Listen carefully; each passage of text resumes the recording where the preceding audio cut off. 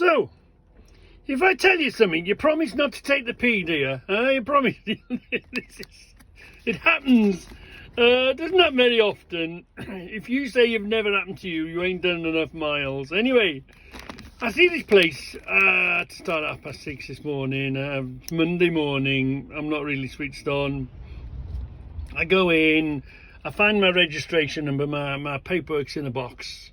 So I get my keys and the note, and I get my registration right, and I've got my box number, yeah, and I got my seal number, yeah. So that's where I'm going, no problem. So I think I see this Colwick Limited.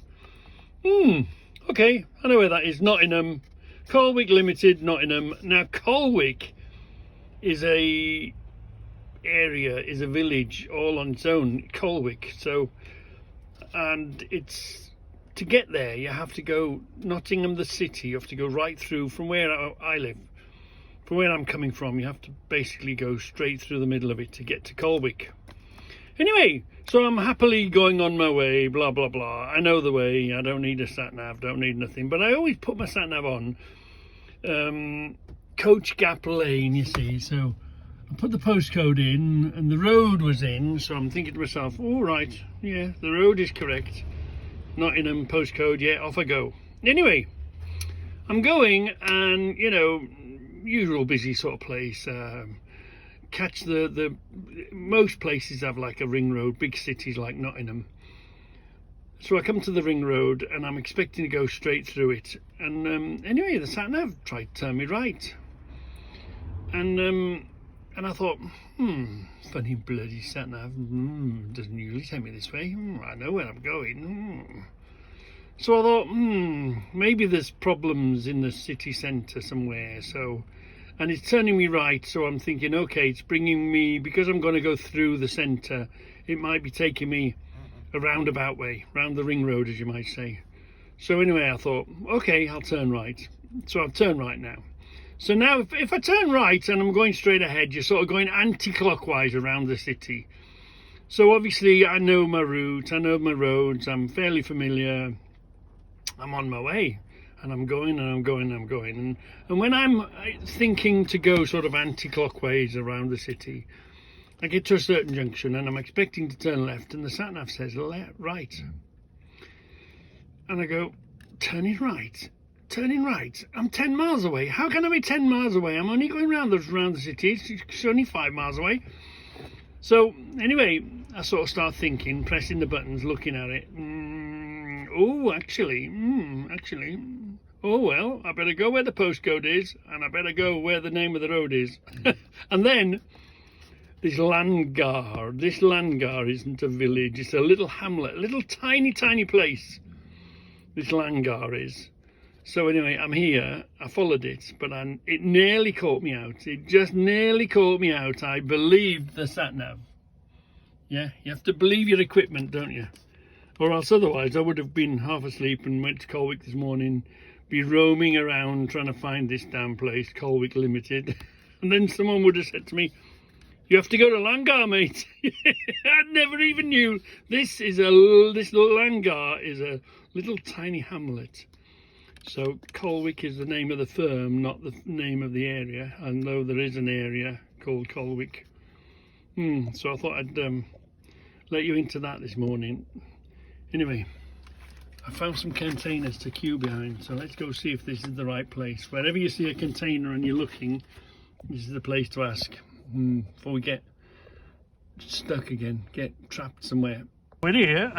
I don't know what's going in the back.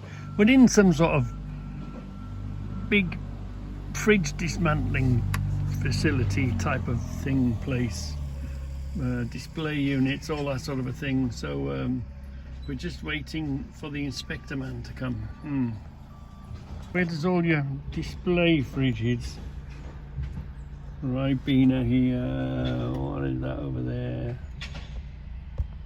Yeah, all that sort of a thing, sort of display fridge units. Where do they all come to die?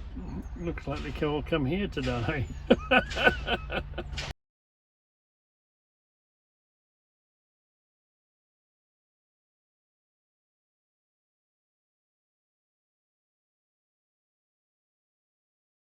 So you get these places, you know, you can tell by the buildings. I was thinking to myself, oh, this is some sort of military, ex-military base, that sort of a thing, you know, from way back. Nissan huts, see that? See them round huts? They're Nissan huts. That tells you that it's an old military place turned into an industrial estate. Well, I'm going to leave the I was going to add a few pictures towards the end of this. I decided I would Google Earth where I was, my location, and you can see there's a bloody big airfield. Yeah, so this is an ex-RAF station, so it would have it's a World War II, no doubts, and they're dotted out all over, and they all, you know, obviously the land's been sold, they're not any use anymore. The MOD sells it, Ministry of Defence sells it, and then the industrial it becomes an industrial estate, doesn't it? Yeah, so that's where we are. Well, you know, an old disused RAF, I guess, I think the army did fly at one time. Whether this might be going back to when the army flew before the RAF was built, I don't know. Not deep into that history, but yeah, this is, and it's a bit of a, you don't see them now. You don't see these Nissan huts. You see how round that is? It's an old Nissan hut, isn't it? Made of asbestos. Nightmare, rules and regulations trying to get rid of the asbestos. Yeah. So, interesting place. I'm still waiting for my inspector man to turn up.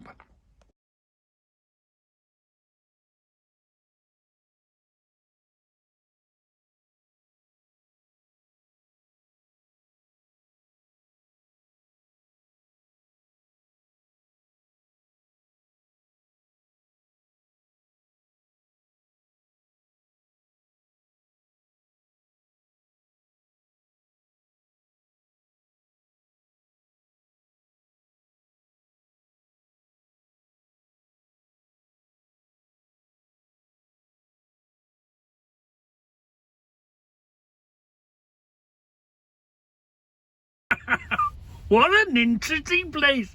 I've just put loads of pictures of Google. So Google RAF Langar. What a history. It looks like there was Lancaster bombers here. Wow. You just don't know where you are. There's so much history everywhere, isn't there? Fascinating, fascinating. Thank goodness for Google. Thank goodness you can just press a few buttons, sit in your cab and read about where you're at. Amazing, amazing. Google RAF Langar. Wow, we're in such, well, you know, a lot of history everywhere, but we're in such a historical place. Who knew? Who knew that?